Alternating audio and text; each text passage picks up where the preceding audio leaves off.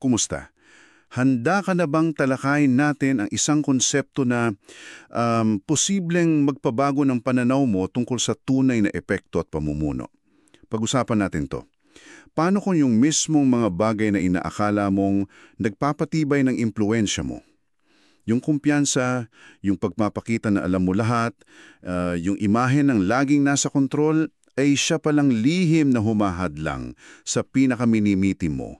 Yung magkaroon ng tunay at, alam mo yun, pangmatagalang impluensya. Mula sa mga excerpts na-share mo sa amin, mula sa aklat na The Paradox of True Influence, siya-siya sa atin ng isang tila, balintuna pero makapangyarihang ideya. Lumalago raw ang impluensya hindi sa pagpapakataas, kundi sa pagpapakababa. Sa pagtalikod sa pagmamataas o pride. Ito isang malalim na pagtingin sa kapangyarihan ng pagpapakumbaba. Okay, let's unpack this. Mukhang mapapaisip tayo rito Tumpak? Kasi, 'di ba, ang karaniwang naririnig at nakikita natin sa mundo lalo na sa trabaho o sa lipunan ay yung pagbibigay halaga sa pagiging visible, sa pag-promote ng sarili, sa mga leader na tila walang duda at laging may sagot. Pero itong material na pinag-aaralan natin ngayon ay nag-aalok ng ibang daan. Isang daan na marahil mas tahimik, hindi gaanong kapansin-pansin sa umpisa, pero ayon nito mas matibay at mas tunay na makapangyarihan. Tinatawag nga itong unseen currency o yung hindi nakikitang yaman ng pamumuno, ang pagpapakumbaba. At mahalagang tandaan na ang pinagkukunan natin ng ideya ngayon ay malaki ang hugot mula sa mga prinsipyong nakabatay sa Biblia para ipaliwanag itong konseptong ito. So, iyon nga. Ang sentro ng usapan natin ay itong kabalintunaan. Sa sandaling magbigay daan ang pride o yung pagmamataas, doon daw nagkakaroon ng espasyo para lumago ang tunay na impluensya. At linawin lang natin, hindi ito tungkol sa pagiging talunan o pagmamaliit sa sarili na walang basehan. Di ba? Oo, hindi. Bagkus, ito raw ay isang sinasadyang pagbabago ng pananaw at kilos, parang isang strategic shift kumbaga na hindi inaasahan ng marami. Kasi minsan nga, parang mas gusto pa nating makinig sa taong hindi mayabang, di ba? Yung taong aminadong hindi niya alam lahat. Oo, at napaka-relevant na tayo na ngayon sa panahon natin ng napakabilis na pagbabago ng sobrang daming impormasyon at ingay. Sinasabi ng material na ang mga tao ay hindi na lang basta sumusunod sa posisyon o titulo. Mas hinahanap nila ngayon ng koneksyon, yung tiwala, hindi na sila masyadong naaakit sa estilong dominante. Mas tumutugong sila sa nakikitang lalim ng karakter. At dito pumapasok yung pagpapakumbaba. Ayon sa source, hindi ito isang kahinaan o liability. Sa halip, ito raw ay isang multiplier. Isang bagay na nagpapalakas at nagpaparami ng positibong epekto mo sa iba. Isipin mo na lang, ang pagiging bukas na matuto at umamin ng mali ay parang nag-iimbita sa iba na magtuwala at makipagtulungan. Fascinating talaga yung ideya ng multiplier. Kasi madalas, yung blueprint ng mundo para sa impluensya, gaya ng nabanggit sa source, ay nakatuon sa otoridad, yung kapangyarihan ng dulot ng posisyon. Nakatuon din ito sa kapangyarihan mismo, yung abilidad na magpatupad ng gusto mo o maimpluwensyahan yung kilos ng iba. At syempre, malaking bagay ang self-promotion. Yung pagbuo ng personal brand, pagpapansin, yung pagiging visible. Mula sa mga pharaohs noon hanggang sa mga tech CEO ngayon, madalas yung arketypo ng leader ay yung nasa itaas, yung tila nagdidikta, yung nangingibabaw. Here's where it gets really interesting. Dahil nga ikinukumpara ito ng source sa isang disenyo na ibang-iba, no? Na ang pundasyon ay galing sa mga turo at halimbawa sa Biblia. Isang disenyo kung saan ang sukatan ng kadakilaan ay hindi yung dami ng taong naglilingkod sa'yo, kundi yung dami ng taong pinaglilingkuran mo. Kung saan ang tunay na lakas ay hindi sa pagpapakita ng perfeksyon, kundi minsan sa pag-amin ng kahinaan at pag-asa sa mas mataas na kapangyarihan. Sabi nga sa isang turo, gaya ng nasa Mateo 20, ang sino mang nagnanais na maging dakila sa inyo ay dapat maging lingkod ninyo. Hindi lang ito isang magandang kasabihan. Ito raw, ayon sa source, ang mismong mekanismo para sa impluensyang may tunay na lalim at pangmatagalang epekto. At para mas maintindihan natin, may mga konkretong halimbawa itong binigay. Oo nga, at isa sa mga binanggit ay si Daniel. Isipin mo yung sitwasyon niya. Isang pihag mula sa Israel, dinala sa Babylonia, isang dayuhan sa isang napakalakas na imperyo.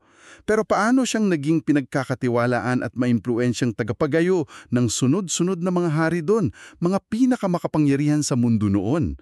Sabi sa source, hindi raw ito dahil sa galing niya sa politika o pakikipaglaro ng kapangyarihan, kundi dahil daw sa kanyang lubos na pag-asa at katapatan sa Diyos. At yung what's fascinating here, at talagang nagbibigay linaw, ay yung kwento sa Daniel chapter 2.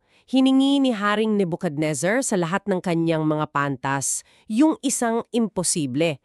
Hindi lang ipaliwanag ang kanyang napanaginipan, kundi sabihin muna kung ano yung napanaginipan niya. Grabe yun, imposible nga. Oo, siyempre. Walang nakagawa. Lahat sila nahutulan ng kamatayan, kasama si Daniel. Anong ginawa ni Daniel? Hindi siya nagpanik, hindi nagdahilan, hindi umasa sa sariling talino lang.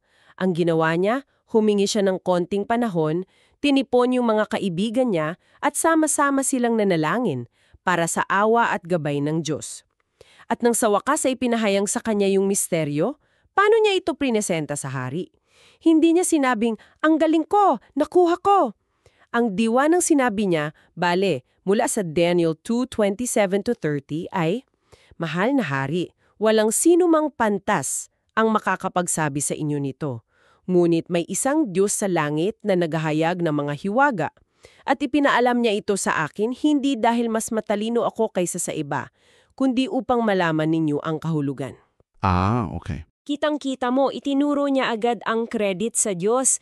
At anong resulta? Dahil sa pagpapakumbabang iyon at pagkilala sa Diyos, si Daniel ay itinaas ni Nebuchadnezzar sa mataas na posisyon at kinilala pa yung kapangyarihan ng Diyos ni Daniel. Wow, napakalinaw ng pagkakaiba, no? Yung hindi pag-angkin sa karangalan, yung pag-aamin na hindi ko ito kayang mag-isa, at yung pagdepende sa mas mataas na kapangyarihan. Sa kaso niya, ang Diyos ay hindi pala nagresulta sa pagtingin sa kanya bilang mahina. Bagkus, nagbunga pa ito ng mas malaking respeto, tiwala at ultimately, impluensya. Parang sinasabi nito sa atin na yung pagkilala sa ating limitasyon ay hindi katapusan, kundi maaaring simula pa lang para kumilos ang isang mas dakilang kapangyarihan sa ating buhay o sitwasyon. Relevant to kapag nahaarap tayo sa mga hamon na parang imposible nating malampasan mag-isa. At kung may isang halimbawa na itinuturing yung source bilang pinakasukdulan ng ganitong prinsipyo, ito raw ay si Kristo mismo. Siya yung nagturo ng radikal na ideyang ito. Ang sinumang nagnanais na maging una ay dapat maging huli sa lahat at lingkod ng lahat. At hindi lang niya ito sinabi, kundi talagang isinabuhay niya sa paraang nakakagulat. Tama ka dyan. At siguro yung pinakadramatiko at hindi malilimutang paglalarawan nito ay yung eksena ng paghuhugas niya ng paa ng kanyang mga alagad, na detalyadong isinalaysay sa John 13. Para lubos nating ma-appreciate ito, kailangan nating ilagay sa konteksto, no? Sa kultura nila noon, yung paghuhugas ng paa ng mga bisita o ng amo ay trabaho ng pinakamababang uri ng alipin. Ganun pala yun? Oo. Maruwom ito, mababang gawain, literal na nasa paanan ka. Ngunit si Jesus, na sinasabing mismo sa talata na alam niyang ipinagkaloob na ng Ama ang lahat ng bagay sa kanyang mga kamay at siya'y galing sa Diyos at babalik sa Diyos, ibig sabihin nasa kanya ang lahat ng autoridad at kapangyarihan, ay siyang nagkusa na maghubad ng panlabas na damit, nagbigis ng tuwalya, lumuhod, at isa-isang hinugasan ang maruruming paa ng kanyang mga tagasunod. At isipin mo, ginawa niya ito pati kay Judas na alam niyang magkakanulo sa kanya ilang oras lang mula noon. Napakalalim ng pagpapakumbaba at paglilingkod na ipinakita roon. Grabe! Talagang binabaligtad nito yung karaniwang konsepto natin ng hierarchy at kapangyarihan, no? Parang sinasabi na yung tunay na boss ay yung handang gawin yung pinakamababang trabaho para sa kapakanan ng iba. At hindi pa dyan natapos. Pagkatapos niyang gawin yon, malinaw ang kanyang sinabi. Binigyan ko kayo ng halimbawa upang gawin din ninyo ang ginawa ko sa inyo. Hindi lang ito suggestion, kundi parang utos na tularan. So what does this all mean para sa atin na nag-aaral tungkol sa impluensya? Na yung tunay na otoridad at epekto ayon sa disenyong ito ay hindi nagmumula sa pag-upo sa trono at pag-uutos, kundi sa pagbaba, pagluhod kung kinakailangan at paglilingkod, pagpapakita ng malasakit sa paraang konkreto at mapagkumbaba. Ito'y tungkol sa empathy, sa pag-alis ng mga harang ng estado o posisyon. At dito, napakahalagang idiin natin, gaya ng ginagawa ng source. Ang pagpapakumbaba na tinutukoy dito ay hindi kahinaan. Ulitin natin, hindi ito kahinaan. Hindi ito pagiging kimi, yung tipong hindi makapagsalita o laging nagpaparaya na lang kahit mali. At siguradong hindi ito yung false modesty or self-deprecation, yung kunwaring pagmamaliit sa sarili para makuha ng papuri o simpatya na minsan ay paraan pa nga ng manipulasyon. Sa halip, ang tunay na pagpapakumbaba ayon sa material ay isang kombinasyon ng mga sumusunod. Una, ito ay katotohanan sa sarili, self-truth. Ito yung malinaw na pagkilala sa mga kaloob at talento na bigay sa iyo ng Diyos, kasabay ng tapat na pag-amin sa iyong mga limitasyon at pagkukulang. Hindi ka nag-iisip ng masyadong mataas sa sarili, pero hindi mo rin minamaliit yung mga kakayahan mo. Balance, kumbaga.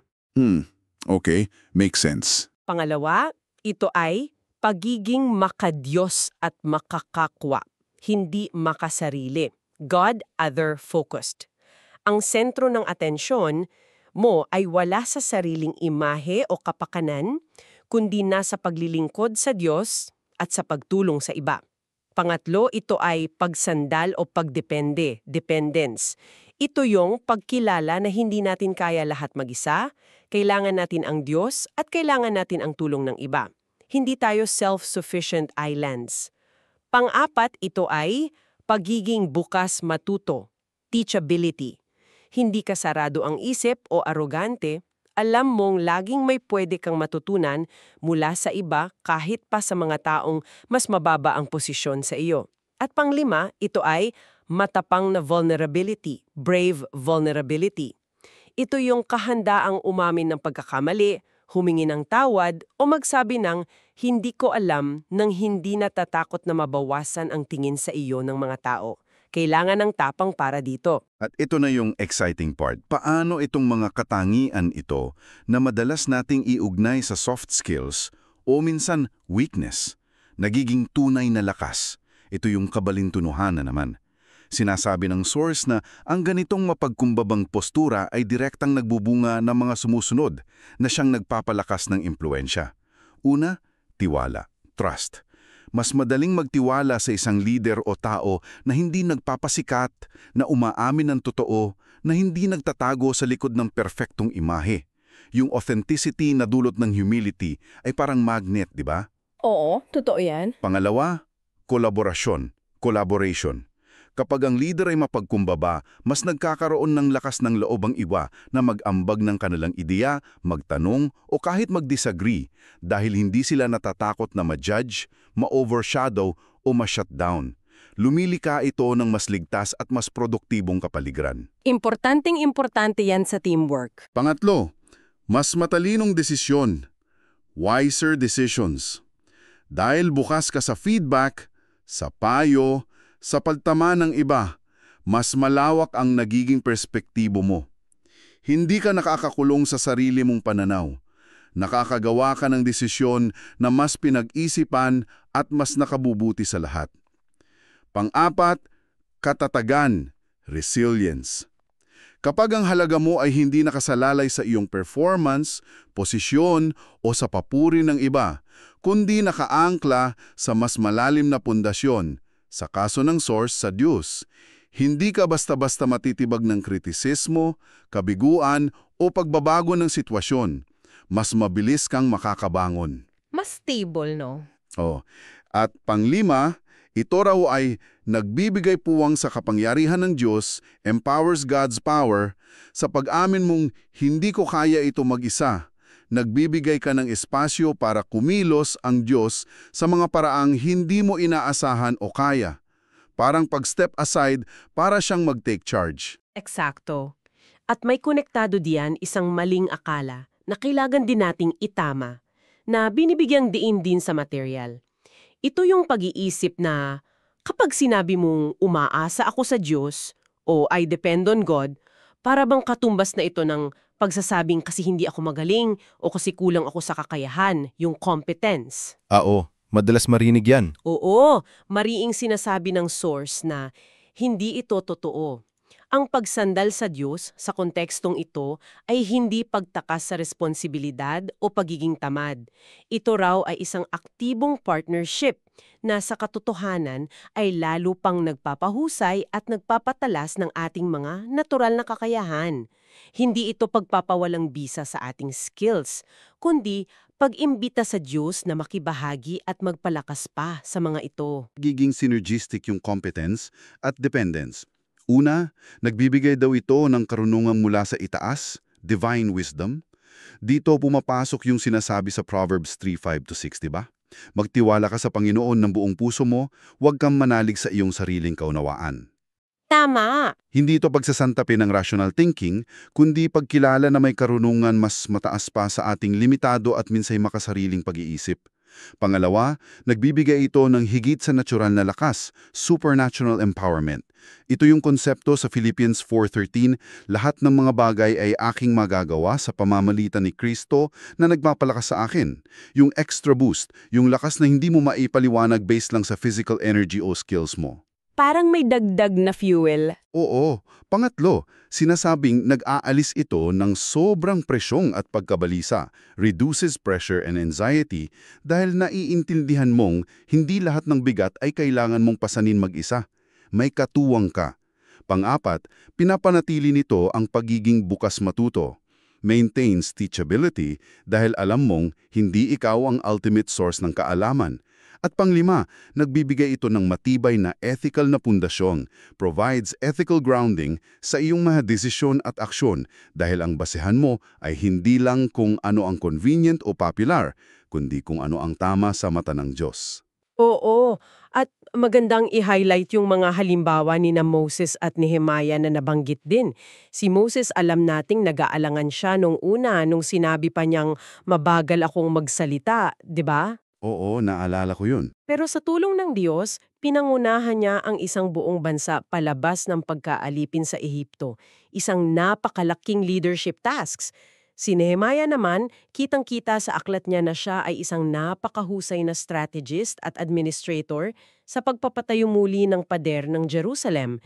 Pero halos bawat kabanata ay may kasamang panalangin, pagkilala sa tulong ng Diyos at pagharap sa mga hamon ng may pananampalataya. So makikita natin sa kanila na yung kanilang galing, competence, ay hindi nawala o nabawasan dahil sa kanilang pagdepende sa Diyos. Bagkus ito pa nga ang nagbigay daan para magamit yung kanilang galing sa mas efektibo at makabuluhang paraan. Nagkaroon ng synergy, kumbaga. Okay, so malinaw na yung konsepto. Magandang pakinggan, nakaka-inspire yung mga halimbawa. Pero yung malaking tanong para sa ating lahat na nakikinig ay, paano natin ito maisasabuhay sa araw-araw? Lalo na sa mga praktikal na sitwasyon sa trabaho, sa pamilya, sa community. Hindi naman ito magic na mangyayari overnight, di ba? Hindi talaga. May mga mungkahi ba yung material para dito? Ano yung mga pwedeng micro-habits, ika nga, na pwede nating simulang gawin? Meron naman. At maganda yung term na ginamit mo, micro-habits, dahil ipinapakita nito na ang pagpapakumbaba at pagdepende ay hindi lang isang estado ng pag-iisip, kundi isang aktibong disiplina na kailangang linangin araw-araw sa pamamagitan ng maliliit at tuloy-tuloy na mga hakbang. Narito ang ilan sa mga mungkahi mula sa source. Una, araw-araw na pagtatasa sa sarili, daily self-assessment.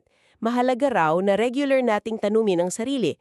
Ngayong araw, saan ko kaya naitaas ang sarili ko? Saan ako umasa lang sa sarili kong galing? At saan naman ako nagpakumbaba, umasa sa Diyos o humingi ng tulong sa iba? Yung self-awareness ang unang hakbang. Okay, check-in sa sarili. Oo. Pangalawa, sadyang paggawa ng mga gawain ng paglilingkod. Intentional acts of service. Hindi kailangan laging malaki. Pwedeng hanapin yung mga mababang gawain, yung mga trabahong walang glamour, hindi napapansin, pero kailangang gawin. At gawin ito ng may tamang motibo. O kaya yung simpleng pagbibigay ng buong atensyon sa pakikinig sa isang tao nang walang agenda kundi ang unawain siya. Kahit maliit na bagay lang. Kahit maliit. Pangatlo, paglinang ng pasasalamat, cultivating gratitude. Regular na pagkilala at pagpapasalamat sa mga ambag ng iba at lalo na sa mga biyaya at tulong ng Diyos. Sinasabi na ang pasasalamat ay isang mabisang antidote laban sa pride. Powerful yon. Pang-apat, aktibong paghingi ng payo at feedback, seeking counsel. Huwag matakot magtanong at humingi ng input sa iba, lalo na sa mga taong pinagkakatiwalaan mo ang karunungan at katapatan. Maging handang makinig kahit sa mga bagay na mahirap tanggapin. At panglima, pagbitiw sa pangangailangan na laging nasa kontrol. Releasing the need for control. Ito ay tungkol sa pagtitiwala sa Diyos sa mga bagay na hindi mo kayang kontrolin at pagtitiwala rin sa kakayahan ng mga taong binigyan mo ng responsibilidad. Iwasan ang micromanaging, matutong mag-delegate at magtiwala sa proseso at sa ibang tao. Magaganda itong mga praktikal na hakbang. At tama ka, kailangan ng intensyon at disiplina para maisagawa ito ng tuloy-tuloy. Hindi ito passive stance, kundi active choice. Hindi madali, lalo na kung nasanay tayo sa kabilang blueprint, pero mukhang dito nakasalalay ang paglago ng tunay na impluensya na tinutukoy ng source.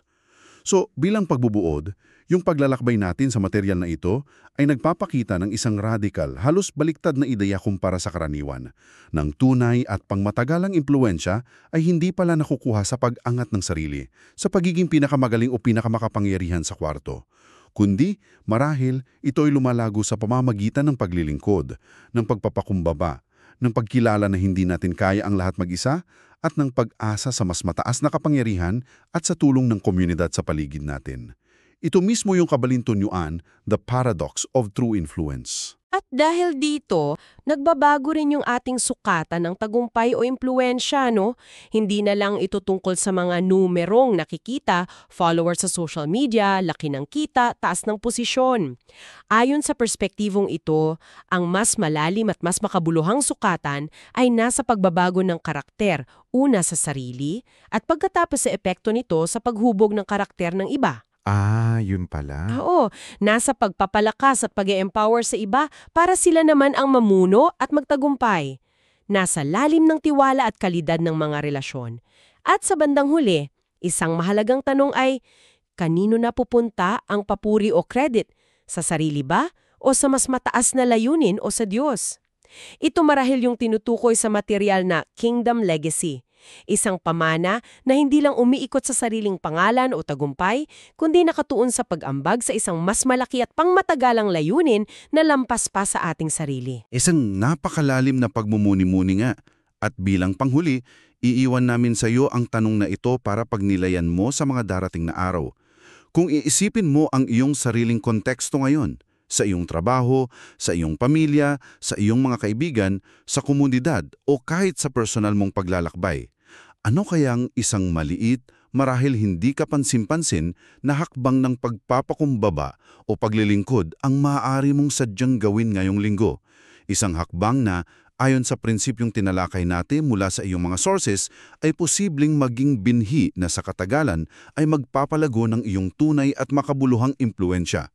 Isang bagay na baka hindi mahalata ng iba pero maaaring may malaking epekto sa puso mo at sa mga taong pinaglilingkuran mo. Hanggang sa susunod nating pagsisid sa kaalaman.